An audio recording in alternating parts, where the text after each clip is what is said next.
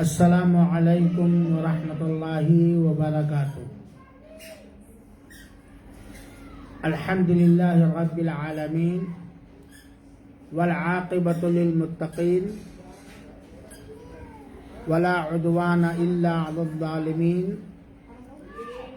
والصلاة والسلام علی رحمۃ للعالمین نبینا و حبیبنا محمد بن عبداللہ صلی اللہ علیہ وسلم وعلی آلہ و اصحابہ اجمعین، اما بعد۔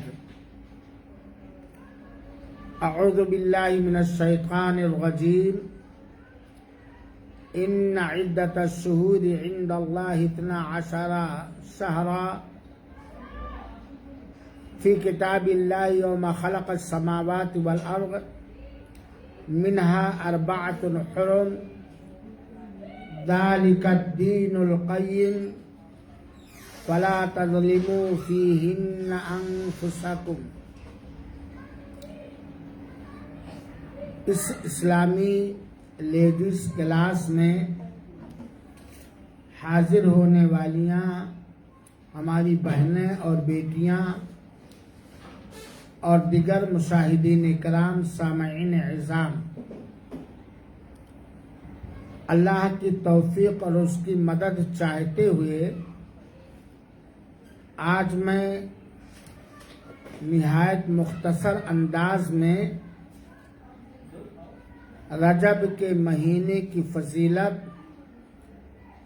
اور اس میں ایجاد کیے گڑھے گئے کچھ بدعات اور خرافات پر روشنی ڈالنے کی کوشش کروں گا۔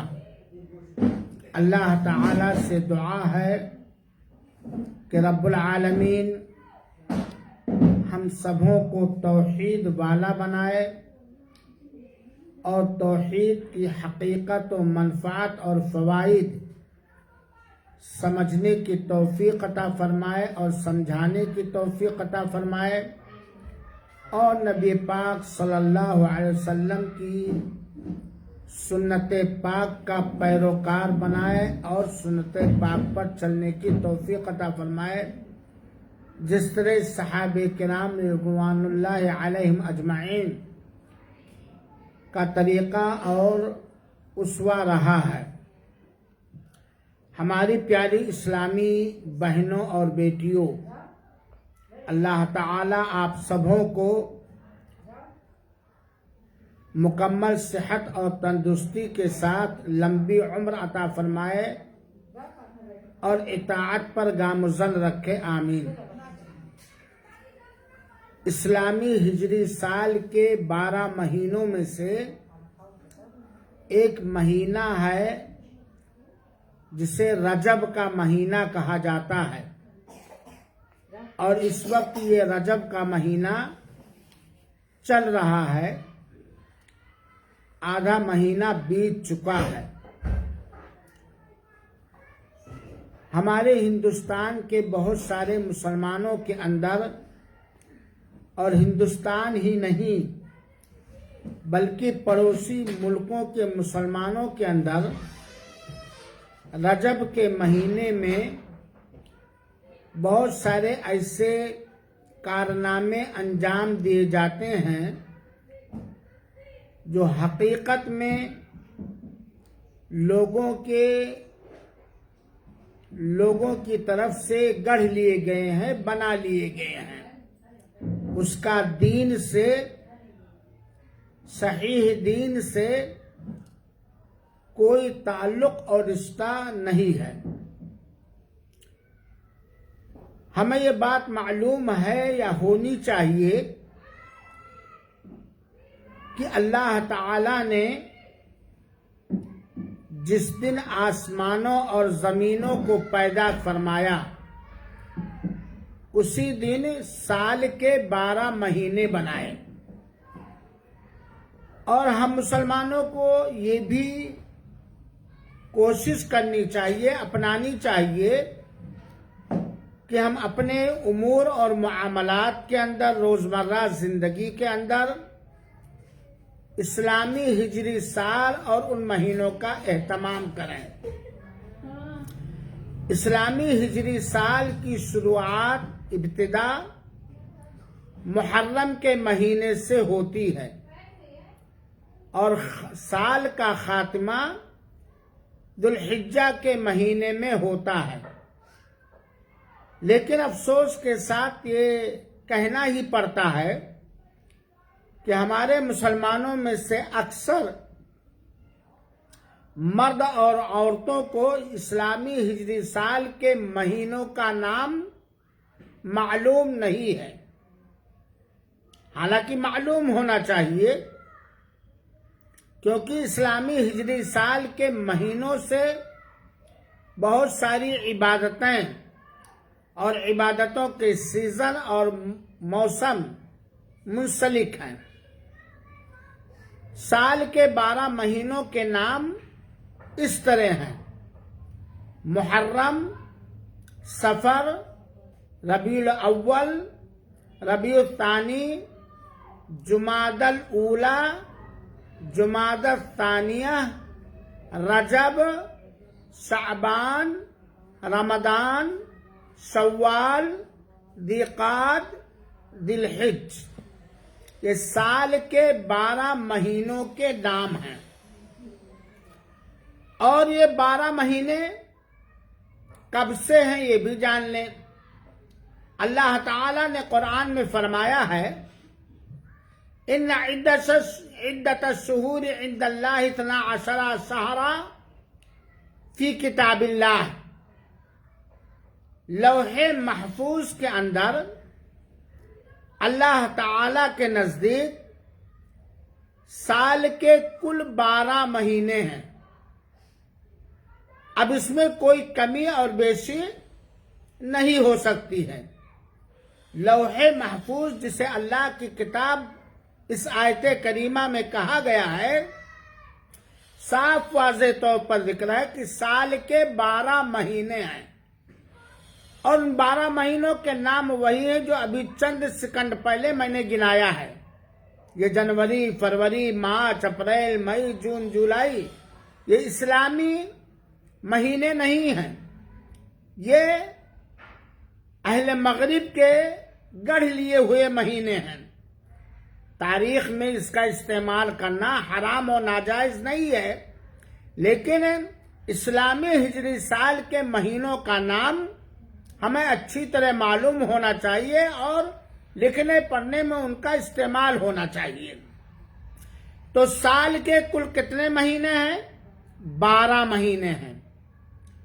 یہ مہینے کب سے ہیں یہ بھی جاننا چاہیے، کیونکہ اس سے بہت ساری چیزیں منسلک ہیں۔ یہ مہینے اسی دن سے ہیں جس دن اللہ تعالی نے آسمانوں اور زمینوں کو پیدا فرمایا۔ حضرت آدم کے پیدا کرنے سے پہلے، سارے نبیوں کے پیدا کرنے سے پہلے، سارے ولیوں اور بزرگوں کو دنیا میں پیدا کرنے سے پہلے اللہ تعالی نے سال کے یہ 12 مہینے بنائے۔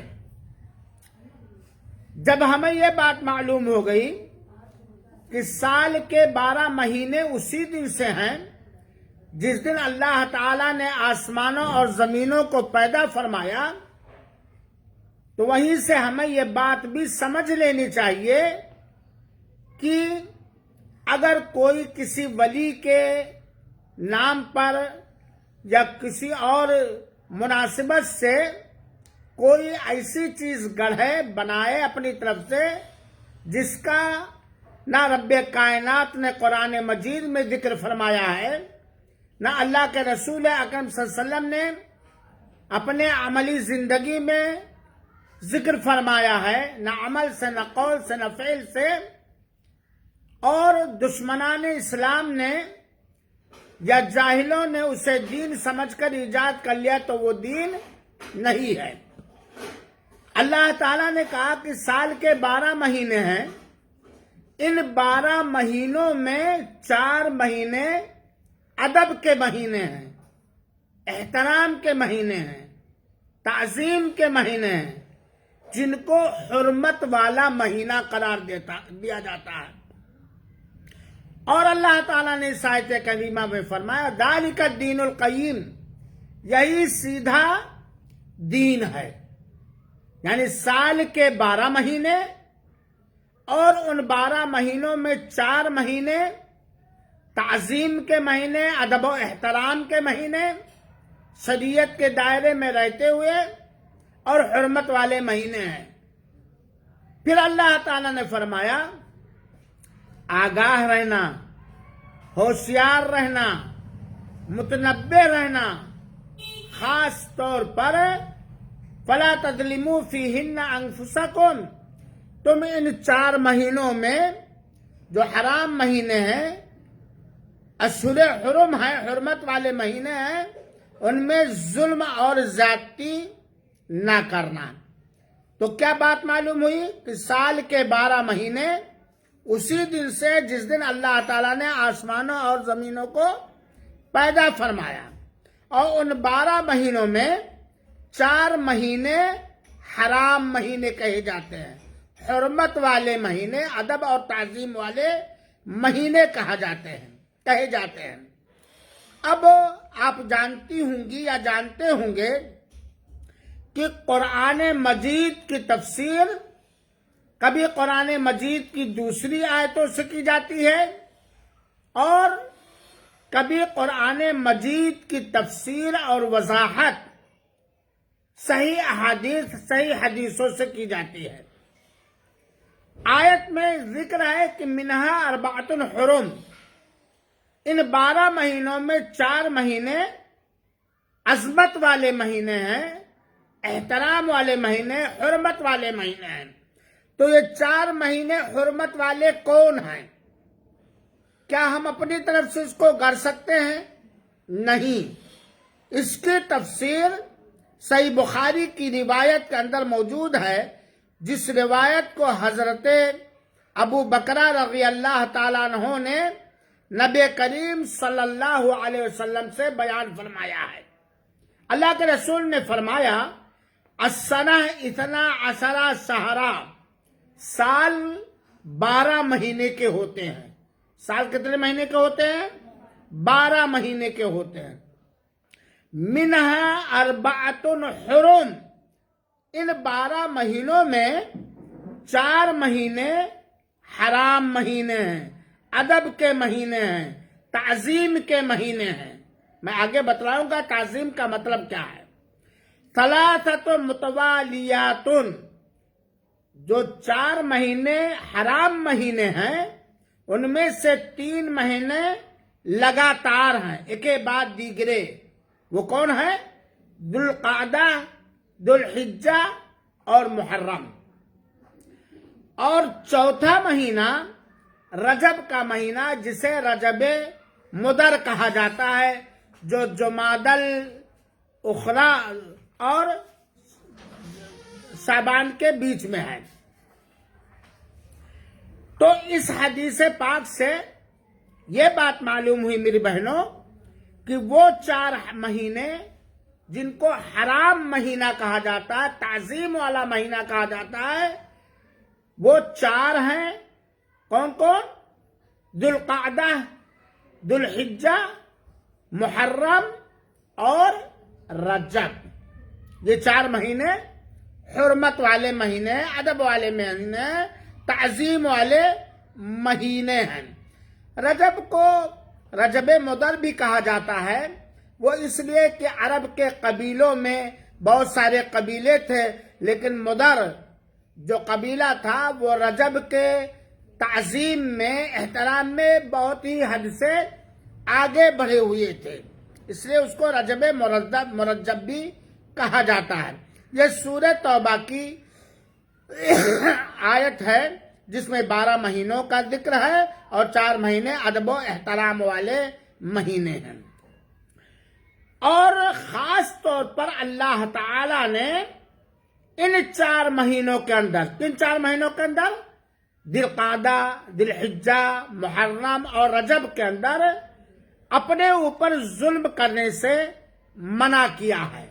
یہاں یہ بات بھی ہمارے سمجھ میں رہنی چاہیے کہ ظلم، زیادتی، قتل و غارت گری، فتنہ و فساد، فسق و فجور، اللہ کی معصیت، اللہ کی نافرمانی، یہ ہمیشہ حرام ہے۔ کیا ہے؟ ہمیشہ حرام ہے، اور یہ نافرمانی کے کام ہے۔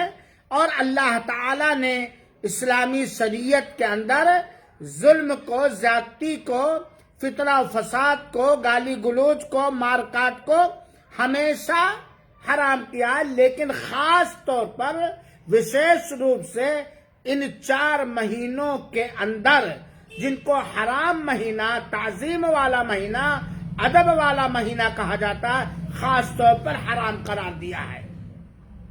اس کو یوں سمجھیے کہ جھوٹ بولنا ہمیشہ حرام ہے کہ نہیں، غیبت کرنا ہمیشہ حرام ہے، چغلی کرنا ہمیشہ حرام ہے، حرام کھانا ہمیشہ حرام ہے، گالی گلوچ بکنا ہمیشہ حرام ہے، مار کاٹ کرنا، جنگ و جدال کرنا ہمیشہ حرام ہے۔ لیکن ان سارے گناہوں کی حرمت 4 مہینے جو حرام مہینے ہیں ان کے اندر زیادہ ہے۔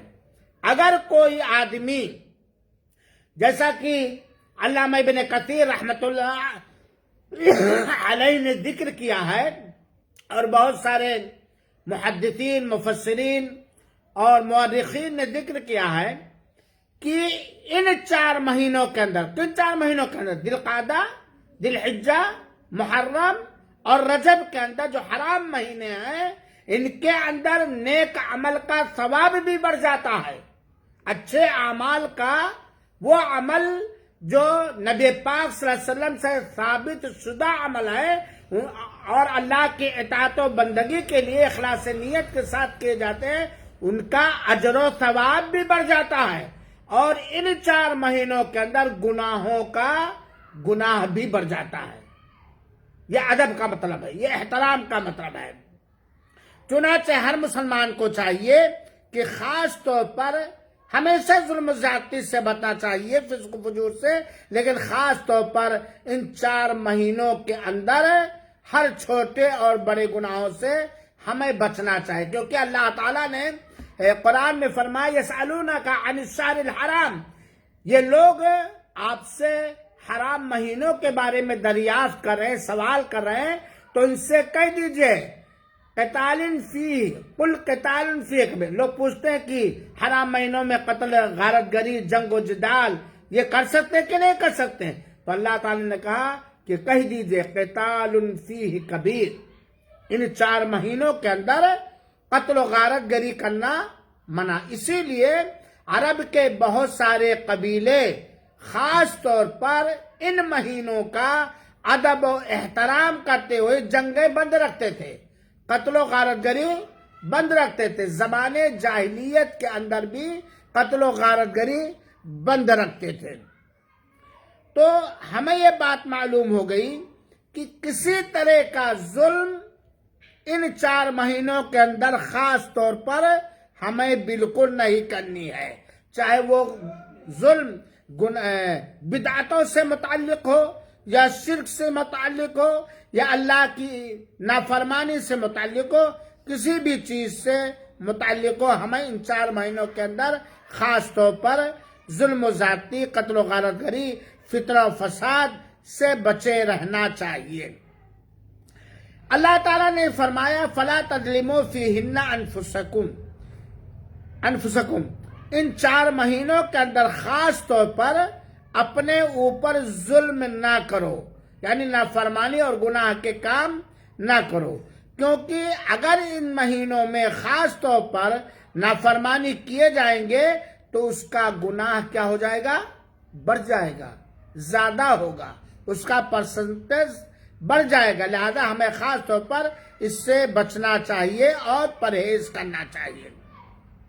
یہاں یہ بات بھی معلوم ہونی چاہیے کہ نبی کریم صلی اللہ علیہ وسلم کی حدیث سے پتہ چلتا ہے کہ سب سے بڑا ظلم شرک اکبر کے بعد کیا ہے؟ دین میں ثواب سمجھ کر، عبادت سمجھ کر کوئی نئی چیز گڑھ لینا، جو اللہ کے رسول اکرم صلی اللہ علیہ وسلم سے ثابت نہ ہو۔ بہت ساری خرافات اور بدعتیں لوگ گڑھ لیتے ہیں، حالانکہ وہ اللہ کے رسول اکرم صلی اللہ علیہ وسلم سے ثابت نہیں ہے، کیونکہ اللہ کے رسول نے فرمایا ہے من احدث فی امرنا ھذا ما لیس منہ فہو رد۔ یہ اللہ کے ایک اصول ہے، ایک ضابطہ، ایک نیم، ایک قانون ہے۔ اللہ کے رسول کے فرمان مبارک کا خلاصہ یہ ہے کہ جس شخص نے ہمارے اس دین میں نیا کام گڑھ لیا جو اس سے نہیں ہے، یعنی جو دین سے نہیں ہے، وہ کام مردود ہے، ٹھکرا دیا جائے گا۔ اور صحیح مسلم کی روایت کے اندر ہے من عمل عملا لیس علیہ امرنا فہو رد۔ جس نے کوئی بھی عمل کیا اور اس عمل کا پروف اور ثبوت ہمارے عمل سے نہیں ہے، وہ ٹھکرا دینے کے لائق ہے، وہ رد کر دینے کے لائق ہے۔ اب یہ ایک اصول اور ضابطہ ہوا۔ رجب کا مہینہ یقیناً تعظیم والا مہینہ ہے، اس میں خاص طور پر قتل و غارت گری، فتنہ و فساد اور گناہ کے کام سے احتیاط کرنا چاہیے، بچنا چاہیے، توبہ کرنا چاہیے، اور زیادہ سے زیادہ وہ نیکیاں کرنی چاہیے جو اللہ کے رسول اکرم صلی اللہ علیہ وسلم سے ثابت ہے۔ لیکن ہمارے ہندوستان کے اندر اور ہندوستان میں خاص طور پر جس صوبہ کے اندر، جس اسٹیٹ کے اندر ہم لوگ ہیں، ان میں خاص طور پر بہت سارے خرافات اور بدعات گڑھ لیے گئے ہیں، اور آپ لوگ کلاس میں آتے آتے اتنی بات تو جان ہی گئی ہے کہ بدعت شرک کے بعد سب سے بڑا گناہ ہے۔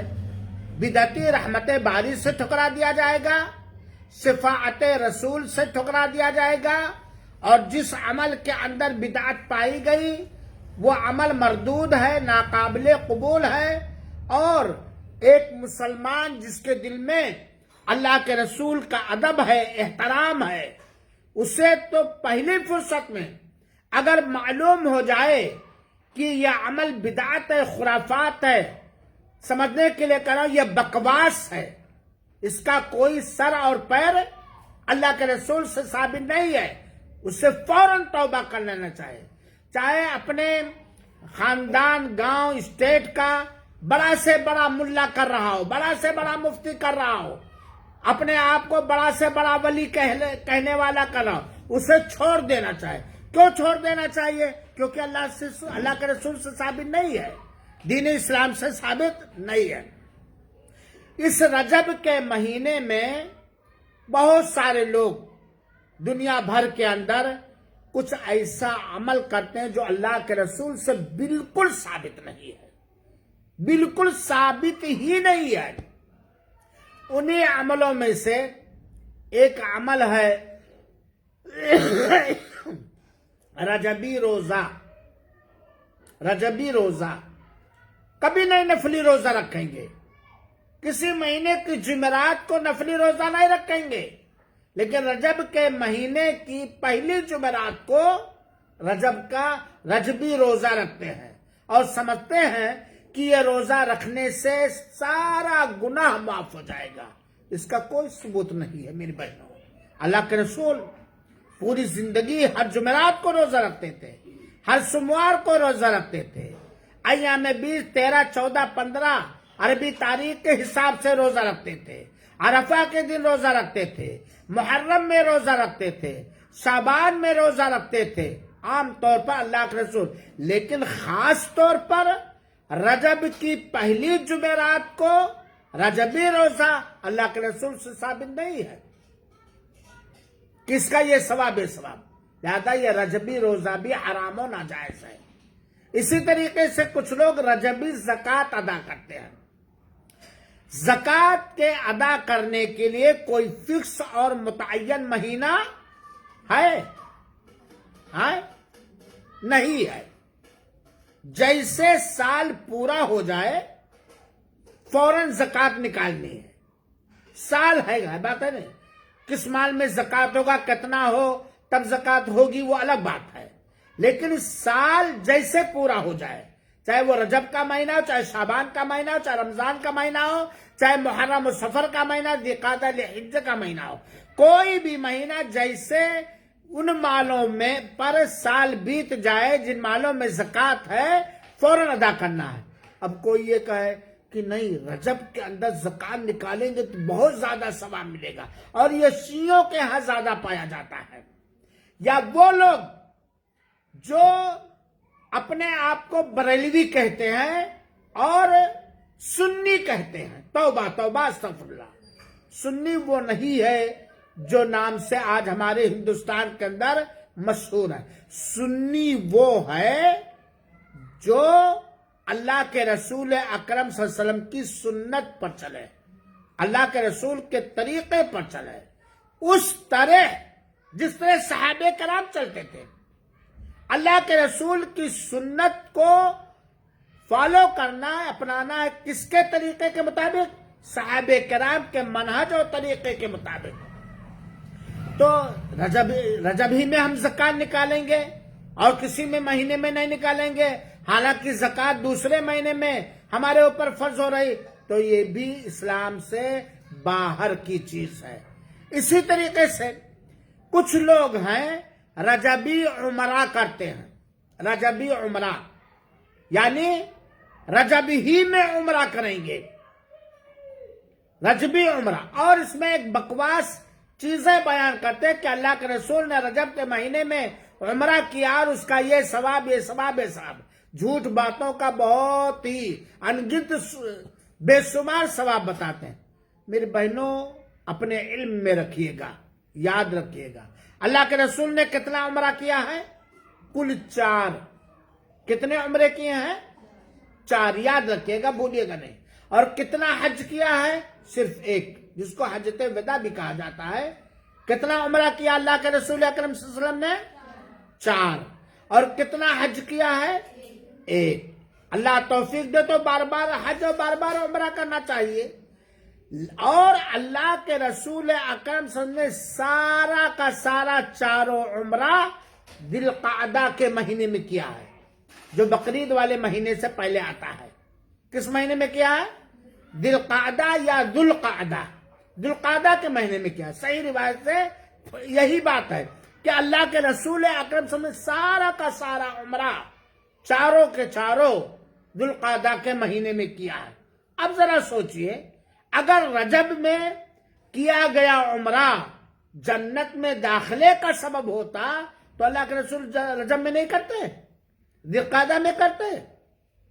تو یہ کہنا کہ یہ رجبی عمرہ، اور جائیے اس وقت مکہ، اللہ توفیق دے تو اس وقت مکہ میں بڑی بھیڑ ہوگی، جتنے غیر سنی مسلمان ہیں سب کے سب رجبی عمرہ کر رہے ہوں گے، تو رجبی عمرے کا بھی ثبوت نہیں ہے۔ اسی طریقے سے ایک نماز ہے، آپ لوگ جانتے کہ نہیں جانتے، جس کو صلاۃ الرغائب کچھ لوگ کہتے ہیں۔ کیا کہتے ہیں؟ صلاۃ الرغائب۔ یہ ایک بدعتی خرافاتی من گڑھت قرآن اور اللہ کے رسول کی سنت سے غیر ثابت عمل ہے، غیر ثابت عمل ہے، جس کو صلاۃ الرغائب کہا جاتا ہے۔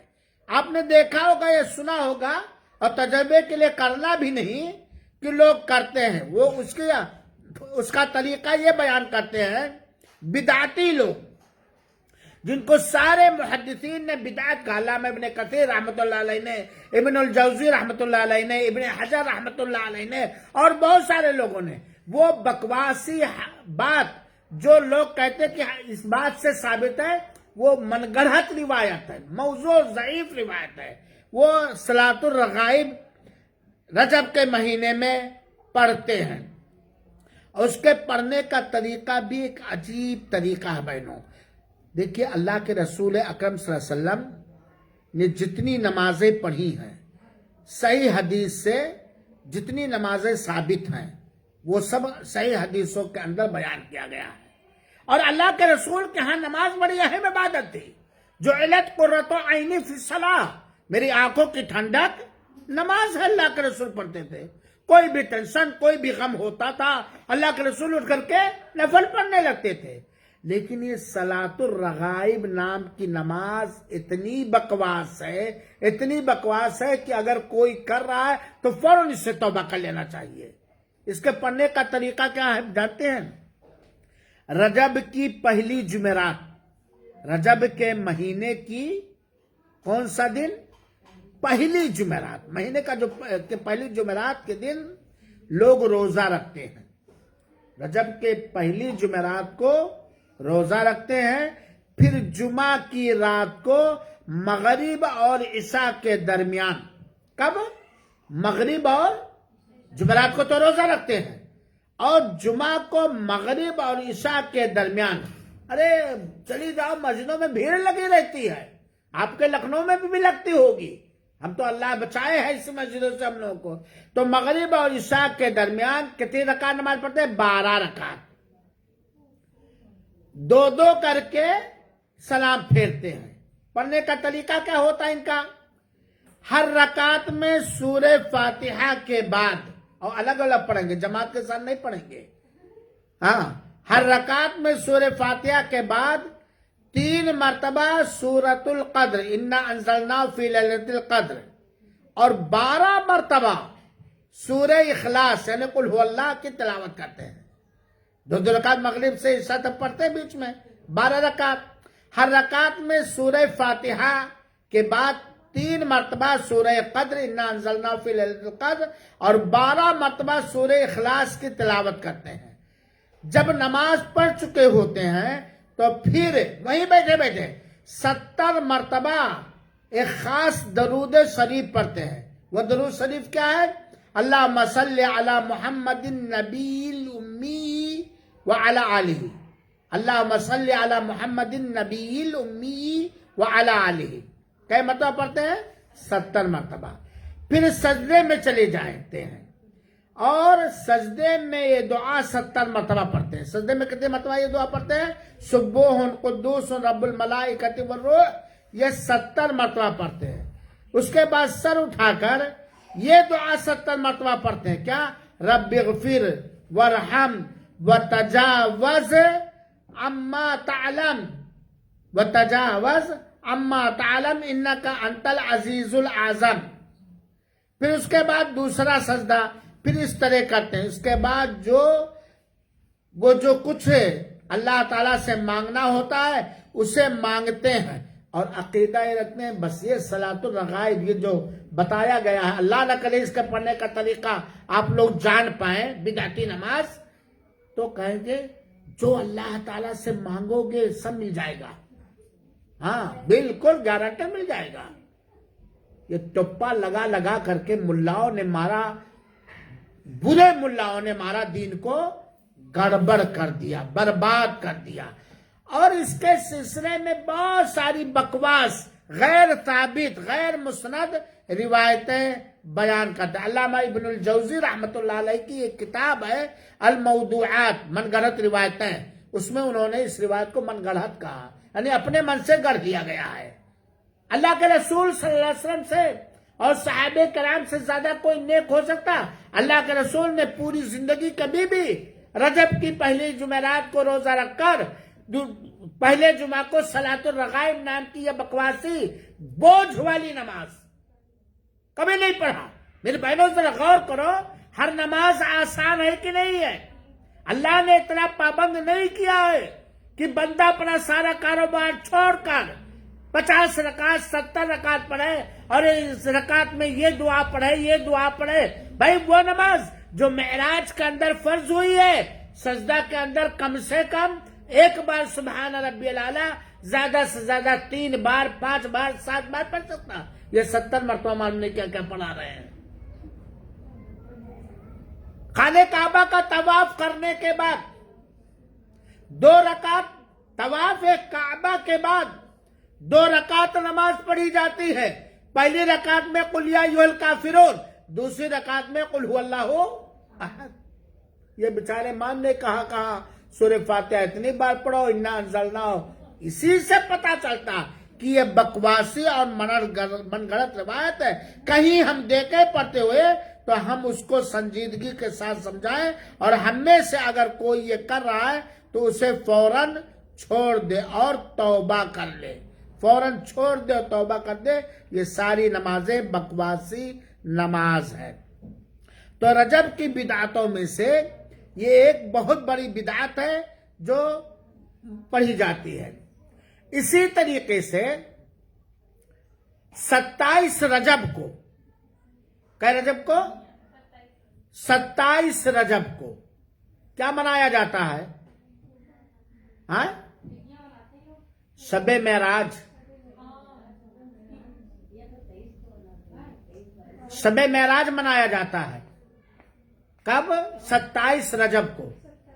میری بہنوں، میرے بھائیوں، معراج اللہ کے رسول اکرم صلی اللہ علیہ وسلم کو کرایا گیا آپ کی تسلی کے لیے، اور معراج کے اندر ایک معراجی تحفہ دیا گیا 5 وقت کی نماز، جس میں 17 رکعت ہے فرض ہوئی۔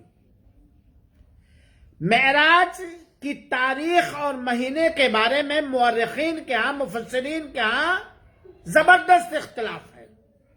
کوئی کہتا ہے کہ ربیع الاول میں، کوئی دوسرے مہینے میں، کوئی یہ متعین اور فکس ہی نہیں ہے کہ معراج رجب کے مہینے میں کرایا گیا۔ مائی خدیجہ رضی اللہ تعالی عنہا کے انتقال کے 1 سال بعد یہ معراج کرایا گیا ہے اللہ کے رسول کو، لیکن نہ وقت متعین ہے، نہ رات متعین ہے، نہ مہینہ متعین ہے، اور نہ ہی دن متعین ہے۔ والسلام رحمۃ اللہ۔ اب اچھا، دوسری بات، اللہ کے رسول اکرم صلی اللہ علیہ وسلم کو معراج کرایا، کس کو معراج کرایا گیا؟ اللہ کے رسول کو۔ اللہ کے رسول معراج کے بعد کافی دن تک مکہ اور مدینہ کے اندر زندگی گزارے۔ اللہ کے رسول نے کبھی شب معراج نہیں بنایا، کبھی بھی دلدل نہیں بنایا، براق نہیں بنوایا صحابہ کرام سے۔ تو یہ 27 رجب کو جو شب معراج مناتے ہیں، اس کا بھی کوئی پروف اور ثبوت نہیں ہے، قطعاً کوئی پروف اور کوئی ثبوت نہیں ہے، چنانچہ ایک بدعتی جشن ہے یہ۔ ہمارے مسلمانوں کے اندر افسوس کے ساتھ بدعتیں بہت ایجاد ہو گئی اور ہو رہی ہیں، اور یہ سوشل میڈیا پر، یوٹیوب وغیرہ پر بکواسی لوگوں کے من گڑھت بیانات سن کر کے اور لوگ ایجاد کر رہے ہیں۔ یہ ربیع الاول کی 12ویں تاریخ، رجب کا کنڈا، اور یا شب معراج وغیرہ، یہ سب غیر ثابت شدہ عمل ہے۔ تو رجب کی بدعتوں میں سے یہ ایک بدعت، یہ بھی جہاں صلاۃ الرغائب ہے انہی میں سے ایک بدعت ہے شب معراج منانا۔ ارے بہت سارے مرد اور بہت سارے عورتیں شب معراج مناتی ہیں کہ نہیں مناتی ہیں؟ ذرا آپ دیکھیں ان کو۔ معراج کے اندر جو اللہ تعالیٰ نے عظیم ترین تحفہ عطا کیا، وہ کون سا تحفہ ہے؟ نماز۔ 5 وقت کی نماز پڑھو، 50 وقت کا ثواب لو۔ کتنے یہ شب معراج منانے والے پڑھتے ہیں؟ شب معراج منانے والے کتنے لوگ یہ نماز پڑھتے ہیں، 5 وقت کی نماز؟ اور یہ بات بھی جانے رکھیں میری بہنوں، اگر ہمارے بچے، ہمارے مسلمان بھائی بہن 5 وقت کی نماز نبی کریم صلی اللہ علیہ وسلم کے بتائے ہوئے طریقے کے مطابق اس کے پابند اگر نہیں ہوئے تو ابھی تو کم ذلیل ہے، اور ذلیل ہوں گے۔ ہاں، ذلیل آج کی نہیں ہے، اور ذلیل ہوں گے، اور رسوا ہوں گے، اور ظالم حکمرانوں کا ظلم برداشت کرنا پڑے گا۔ دنیا کے اندر کوئی ان کی وقات اور کوئی ان کا ویلو نہیں، اور آخرت میں کہاں ڈالے جائیں گے؟ جہنم میں۔ تو یہ شب معراج جس کو بہت دھوم دھڑکے کے ساتھ منایا جاتا ہے، یہ بھی من گڑھت ہے۔ علامہ، اور یہ منانے والے اکثر، میں بتا دوں آپ لوگوں کو، اپنے آپ کو حنفی کہتے ہیں، اپنے آپ کو حنفی کہتے ہیں۔ وہ بریلوی اور تبلیغی اور فلان تو بات کی چیز ہے۔ یہ لوگ اپنے آپ کو اصلاً حنفی کہتے ہیں، اور حنفی فقہ کے بہت بڑے عالم اسی لکھنؤ میں پیدا ہوئے تھے، مولانا عبدالحی لکھنوی رحمت اللہ علیہ، بہت بڑے عالم پیدا. انہوں نے خود لکھا ہے کہ یہ صلاۃ الرغائب یا شب معراج وغیرہ یہ کسی بھی صحیح روایت سے قطعا ثابت نہیں ہے. تو اب مناؤ گے آپ لوگ؟ منانے والوں کو روکو گے کہ نہیں روکو گے؟ سمجھاؤ گے؟ میں بتاؤں آپ کو، کہنے دیجئے. آپ لوگوں نے دیکھا ہوگا، محسوس کیا ہوگا کہ ہم مسلمانوں کے مردوں کے علاوہ عورتوں میں بہت سارے خرافات و بدعات آ گئے ہیں، اور بدعاتوں کے رائج ہونے کے وجوہات میں سے ایک وجہ یہ بھی ہے کہ ہم رشتے کرنے میں لڑکوں اور لڑکیوں کے یہ نہیں دیکھتے کہ ہم بہو کہاں سے لا رہے ہیں اور بیٹی کہاں بھیج رہے ہیں. ہے بات محسوس کیا آپ لوگوں نے کہ نہیں؟ آپ بہنیں ہیں اس لیے میں کہتا ہوں، بغیر بہو کے رہ لینا، کوئی بدعتی گھر سے بہو نہ لانا، شرک کرنے والوں کے گھر سے بہو نہ لانا، غیر سنت پر چلنے والوں کے گھر سے بہو نہ لانا، چاہے ان کے یہاں سونے کی بارش ہو رہی ہو. اور اپنی بیٹیوں کو سن لو میری بہنوں، اپنی بیٹیوں کو کبھی بھی شرک کرنے والے گھر، بدعت کرنے والے گھروں میں نہ بھیجنا. چاہے بچی بغیر شوہر کے رہ جائے، اسے نفلی روزہ رکھنا پڑے، وہ گوارا کر لے، لیکن کبھی بدعتی کے ہاں اور شرک اکبر کرنے والوں کے ہاں، خرافات کرنے والوں کے ہاں بیٹیوں کو نہ بھیجنا.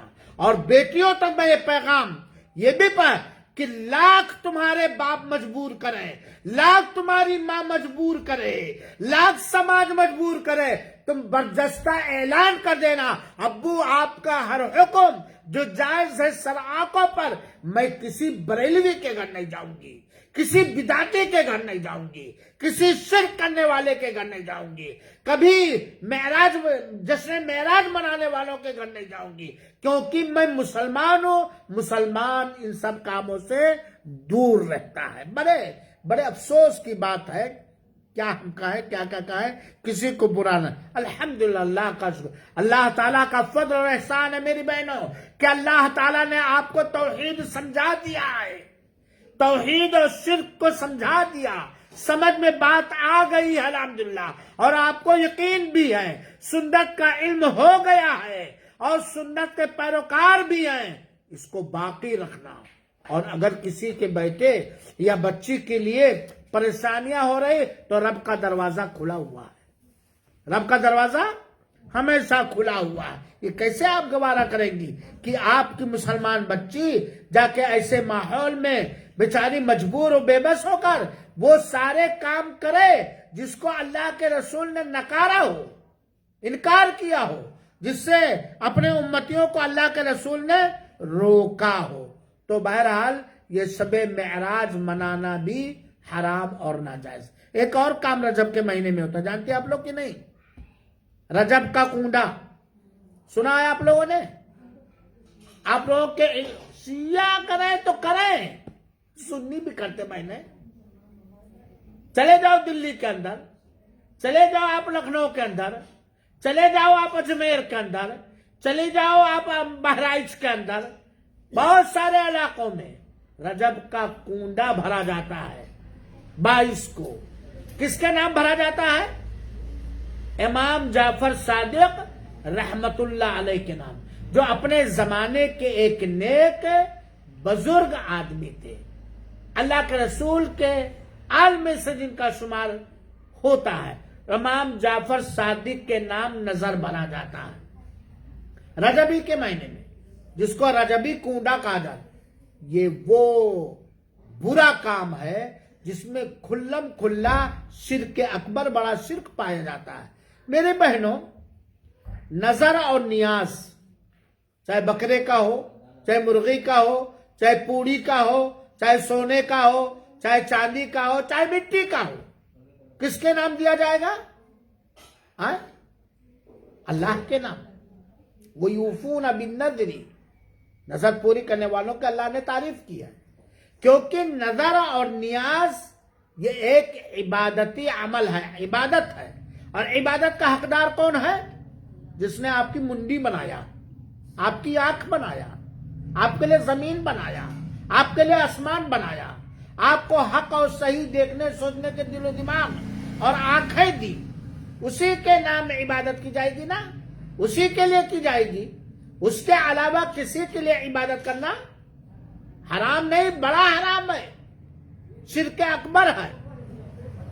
اور اللہ کے بعد اگر نظر و نیاز کا کنڈا بھرنا یا دینا، صدقات و خیرات اللہ کے علاوہ کسی اور کے قربت اور نزدیکی حاصل کرنے کے لیے دینا جائز ہوتا، مناسب ہوتا، تو کون سب سے زیادہ حقدار ہوتا؟ بتائیے آپ لوگ. اللہ کے رسول صلی اللہ علیہ وسلم ہے بات کی نہیں؟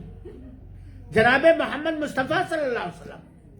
اگر اللہ کے علاوہ کوئی بھی ادنا عبادت، ذرہ برابر عبادت کا مستحق اور حقدار ہوتا، کرنا جائز ہوتا، تو اللہ کے رسول کا نام کیا جاتا. رجب کا کنڈا اللہ کے رسول کے نام بھرا جاتا. بات صحیح ہے کہ نہیں ہے؟ اللہ کے رسول کے نام نہیں بھرا جائے گا کیونکہ وہ شرک ہے. ابو بکر کے نام نہیں بھرا جائے گا کیونکہ شرک ہے. عمر، عثمان، علی رضی اللہ تعالی عنہم اجمعین کے نام نہیں بھرا جائے گا کیونکہ یہ شرک ہے. نظر و نیاز کا حقدار صرف اللہ ہے.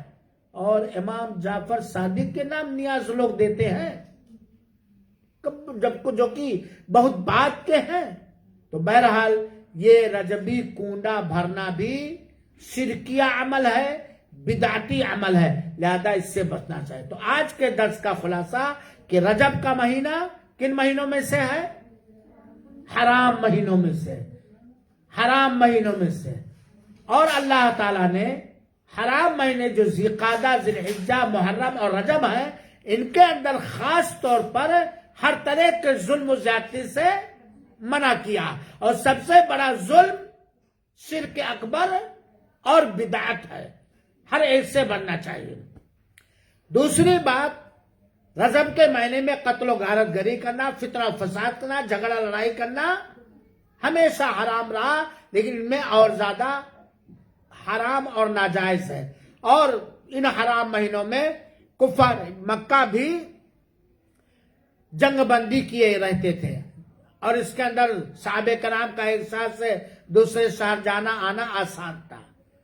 دوسری بات کیا معلوم ہوئی کہ ہم لوگ کون سے مسلمان ہیں؟ سنی مسلمان ہیں. سنی کون؟ جو نام کے نہیں، سنت پر چلنے والے، سنت کو اپنانے والے.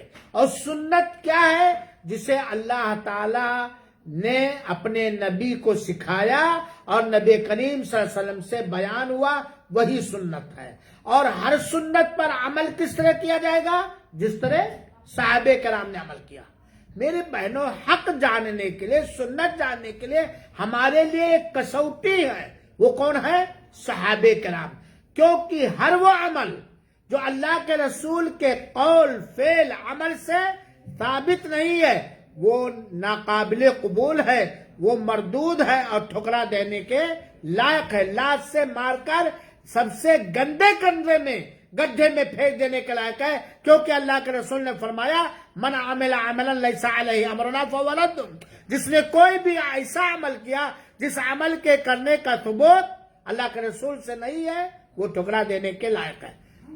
چوتھی بات یہ معلوم ہوئی کہ رجبی عمرہ اور رجبی زکوٰۃ اور صلاۃ الرغائب، رجب کا کنڈا یا جشن معراج، یہ سب کون سے عمل ہے؟ بدبودار عمل ہے. کون سے عمل ہے؟ گھناؤنے عمل ہے. کون سے عمل ہے؟ قرآن و حدیث کے خلاف عمل ہے. کون سا عمل ہے؟ ہمارے رسول سے اس کا کرنا ثابت نہیں ہے. اور حضرت ابو بکر، حضرت عمر، حضرت صحابہ میں سے کسی سے ثابت نہیں ہے، محدثین میں سے کسی سے ثابت نہیں. لہذا ان کاموں سے ہمیں پرہیز کرنا ہے، بچنا ہے. اجتناب کرنا ہے اور لوگوں کو بچانے کی کوشش کرنا ہے۔ اے میری بہنوں، ہمارے اوپر، آپ کے اوپر بہت بڑی ذمہ داری ہے، دین کو سیکھنا، صحیح دین کو سیکھنا اور صحیح دین پر عمل کرنا اور صحیح دین کو سکھانا ہم سب کی ذمہ داری ہے۔ اللہ تعالیٰ سے دعا ہے کہ اللہ تعالیٰ ہم سب کو توحید پر قائم رکھے، توحید پر وفات دے، اور اللہ تعالیٰ ہم سب کو سنت نبی پر چلنے کی اس طرح توفیق دے جس طرح صحابہ کرام چلتے تھے، اور اس کی تبلیغ کرنے کی توفیق عطا فرمائے۔ آمین۔ وآخر دعوانا ان الحمدللہ رب العالمین، والسلام علیکم ورحمۃ اللہ وبرکاتہ، وجزاکم اللہ احسن الجزاء۔